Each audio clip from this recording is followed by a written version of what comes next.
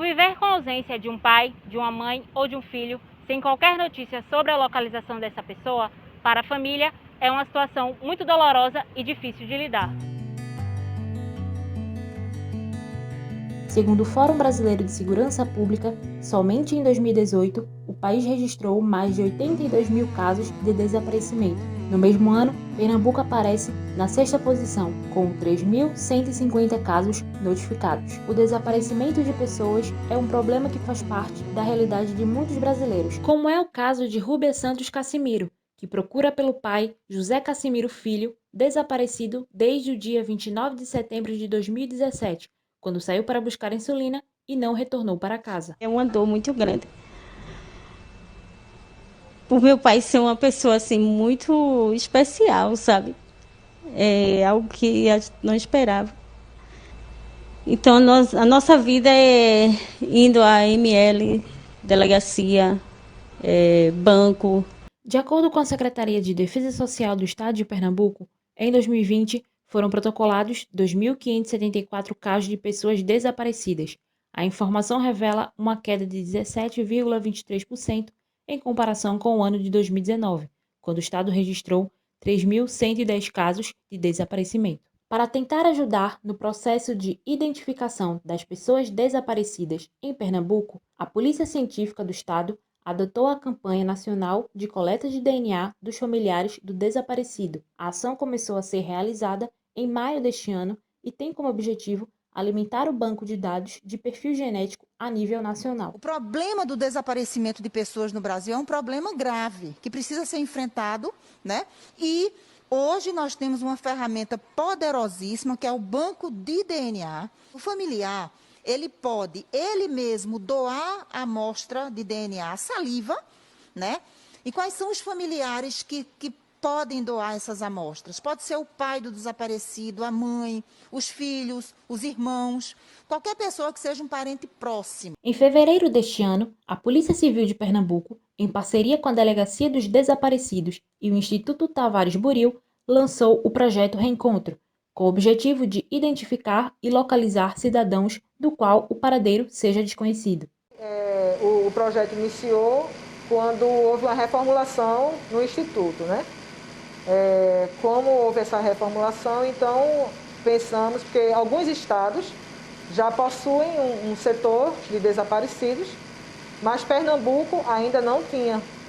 Então, com a chegada também do sistema, com essa mudança que houve, então a gente precisava criar alguma coisa nova. O projeto Reencontro também busca, através dessa identificação, dar um pouco mais de dignidade a essas pessoas. Então, a gente identifica, ajuda lá os centros POPs, os CREAS e os hospitais, para essa pessoa ter um pouco mais de dignidade. Esse projeto ajudou Isaac Ferreira a reencontrar a família de sua mãe, Dona Roseli Ferreira de Araújo. Fui lá na delegacia, fiz o BO, contei toda a história.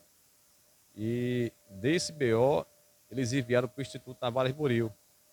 Daí então eu fiquei assim, poxa, vai demorar, vamos correr atrás para muitos anos, né? Meu coração veio dessa forma. Mas um prazo de uns 15 dias, foi assim, eles me ligaram, né? E disseram que eles descobriram o paradeiro da minha mãe.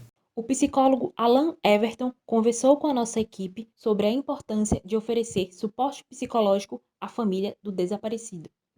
Mas todo o apoio para com a família, para com também o paciente, especialmente se esse paciente estiver dentro de algum quadro de transtorno, ele é fundamental. Vale lembrar que o Brasil ele tem uma estatística grande referente ao desaparecimento de pessoas com algum distúrbio. Por isso que o nosso apoio para o paciente, para a família, de uma maneira multidisciplinar, profissional, respeitosa e ética, ele é mais do que fundamental para que, com todo o cuidado possível, a gente não só encontre o paciente com a ajuda de outros profissionais, mas que a gente possa dar continuidade no tratamento para que ele possa, sim, encontrar um caminho eficaz e continuar sua vida normalmente. Em 2019, Recife registrou mais de 600 casos de pessoas desaparecidas, dentre elas 205 eram indivíduos com idade entre 12 e 17 anos. Em 2020, a capital pernambucana protocolou 477 casos, sendo 113 com a mesma faixa etária. A chefe da Divisão dos Desaparecidos na Delegacia da Criança e do Adolescente, a DPCA, Carolina Garcia, comenta sobre o que pode estar ocasionando uma quantidade tão expressiva de casos no Recife. Tá? Então, alguns casos são vários motivos. Então, um dos casos que a gente sempre vê aqui é a questão de conflito familiar. Então, como a família não tem um costume de diálogo, de conversa, de se resolver, o adolescente achando-se certo, né, naquela relação de conflito, que ninguém me entende, eu não tenho privacidade, ninguém vê meu ponto de vista, ele foge. Então, muitas vezes, quando ele retorna, ele diz que brigou, que não aceitou e resolveu fugir. Outras vezes é a questão da fuga por questões, como a gente ia falar, de relacionamentos amorosos. A mãe proíbe o relacionamento, ou às vezes quer passar um final de semana com o namorado ou com a namorada, e aí foge de casa. As famílias costumam utilizar vários recursos para encontrar a pessoa desaparecida. Dentre eles, os veículos de comunicação, responsáveis por prestar serviço à população através da disseminação da informação. Em relação aos casos de desaparecimento, não é de hoje que o jornalismo divulga esse tipo de matéria. Chega para a gente pedidos de anúncio de desaparecimentos pelas redes sociais, pelo WhatsApp, por ligação e até mesmo por abordagem na rua. Eu mesma já fui abordada por diversas pessoas que me dão as informações, eu repasso para o produtor e aí por diante há esse anúncio. Não é em todo jornal que isso vai ser anunciado, depende muito da linha editorial do jornal.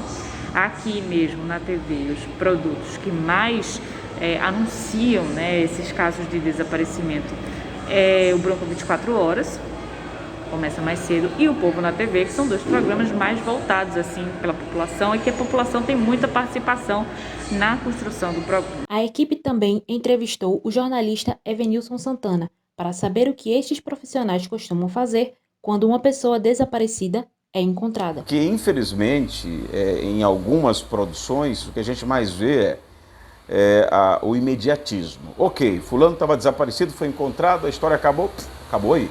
Né? Em geral, é assim que é desse jeito que funciona. Ou a não ser que aquela história, partindo do princípio, de novo, né, da noticiabilidade, da relevância, do desdobramento daquele fato, trazer algo ainda mais emocionante. Aí depende muito do formato de cada programa, se for TV ou se for rádio, de decidir ir atrás, né, suitar o caso. Em nota, a SDS informou que, em Pernambuco, em média, 95% das pessoas desaparecidas são localizadas.